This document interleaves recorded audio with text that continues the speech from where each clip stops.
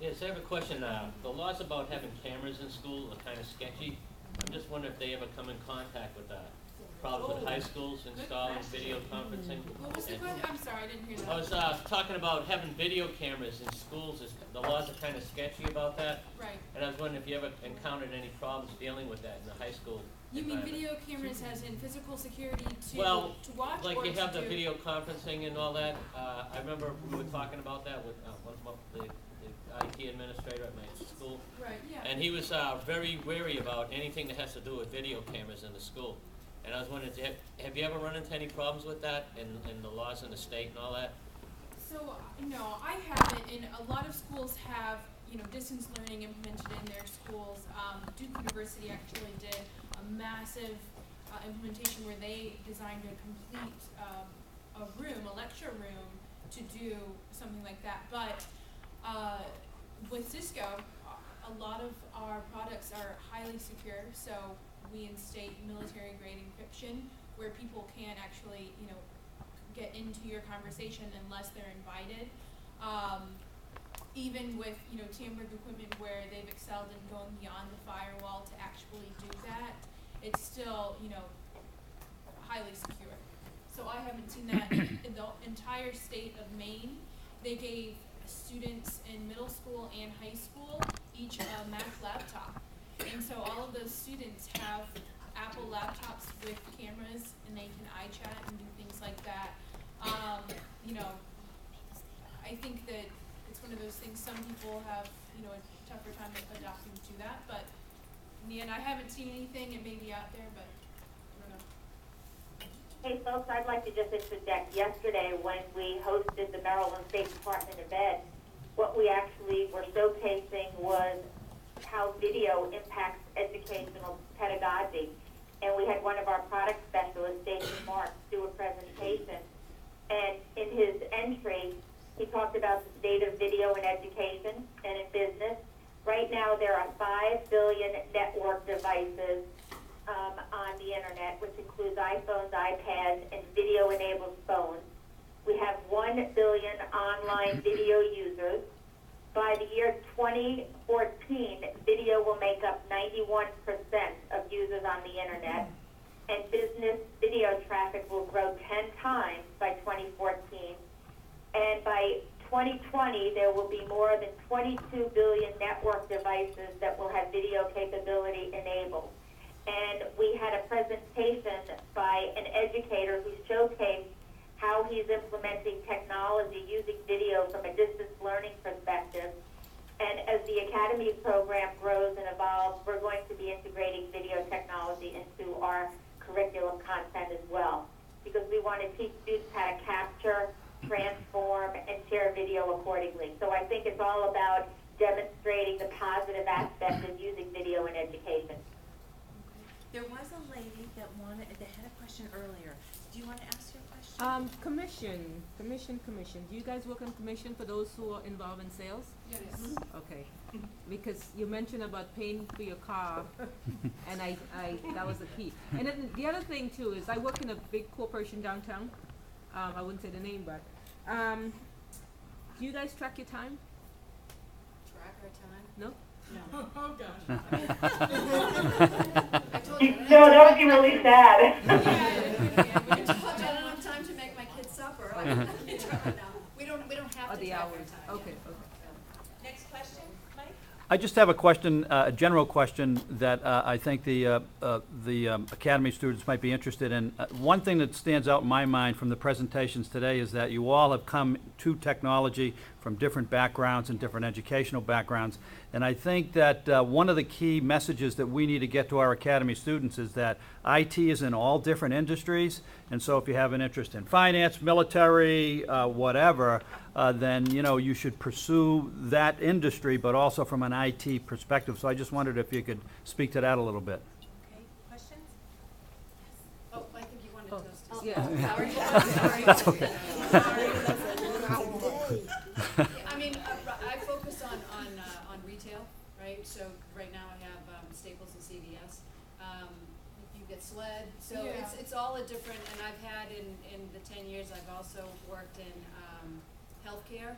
So it's just, it comes down to, you know, all of us is just really knowing your customer, right? Understanding your customer and what their care abouts are. They don't care about the fact that you're in there to try to sell them something. They want you to help them make more money. They want you to reduce their costs. They want you to make their, you know, employees more productive. That's really, I mean, and that kind of runs the gambit across all the different verticals. But yeah, I mean, if you have a love of some particular vertical, you know, industry, then absolutely pursue it, because IT is, you know, runs the gambit. I agree with you too, because technology, the way we look at it and sell it here at Cisco, we really want it to be invisible. So when you're working with your customers, it's all about building a business case. Why would they want it? And what is their need? How are they communicating today, especially for video conferencing? Do they have a strategic plan for collaboration? And the collaboration portfolio at Cisco is about telepresence, it's about your IP phones, it's about the enterprise social software. It runs a gamut of a lot of different things. So you can get interested and excited about the technologies, but for the customer, it's like, okay, well, that endpoint, that system looks great, but how's it gonna help me? So you really have to talk to the customer about their needs, and then that's how they are attracted to your solution, which would be your systems. Anita, Alexa, I'm not sure if you want to answer that as well. Yeah, and I was going to say very similar to the same thing. I mean, I cover all areas. I support healthcare, I support manufacturing, I support insurance. And so I look at each of them from a different standpoint. But when I meet, and I kind of agree, I think it was Sybil who was speaking, and really your clients need to know that you care about their business and are really trying to look at it from a how can I help your benefit? And I think that's why it's funny. I love the engineering side of things, because it's a completely different conversation in some cases. We still have quotas and we have things that we have to meet, but I don't have, my accounts look at me as, look, you're really trying to help me fit what's best in my business and help me to, you know, improve the productivity or to reduce costs. So one of the projects my clients are working on right now is everyone's trying to look at ways to enable all these great technologies, but also reduce costs. And so when I'm having conversations with them, I'm looking at it from that standpoint, not necessarily selling a specific product to them. And then that product sale just kind of rolls into a fact. So we have time for one more question, and then we are going to have to split our demos and kind of shorten them up a little bit so we can do the last two demos. One last question? Yes. What are some challenges that you guys face in your field? And also, is it easier to work with other women or? So Cisco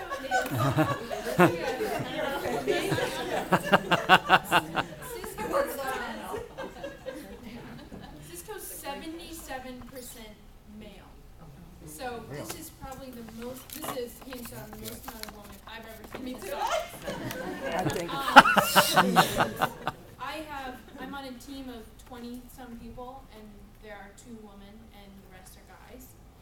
So I remember when I came, the first summer I was out here, and I was talking with someone, my engineering manager, and I said, I want to go to these meetings, and I want to work with other people, and I want everyone, you know, to treat me as though I'm an equal, and that I'm not a girl, and that, you know, I want to be on the same level as a guy. And he said, you're a girl, and you're always going to be a girl. And the truth is, that's right. And I'm happy that I am a girl, and I'm always going to be, because now I wouldn't want it any other way. I don't want to be one of the other thousands of guys in this company, and I'm happy to be a girl in this company. Working with other girls, yes, it can be a lot easier, but it's not really a choice that we have. I work with a lot of female CIOs. Cisco's CIO, Rebecca Jacoby, is a woman. And so you will see a lot of other women in these IT roles, and it's great, but you have to learn to work with all different types of people. And as far as a challenge, you face challenges every day, and it can be, loads of different things, whether it's trying to organize yourself properly or deciding, which meeting to takes precedent over another? How can you, do one thing beyond that? And then just the challenge of getting your customer what they need. So folks, we actually have a challenge on time. No, I are not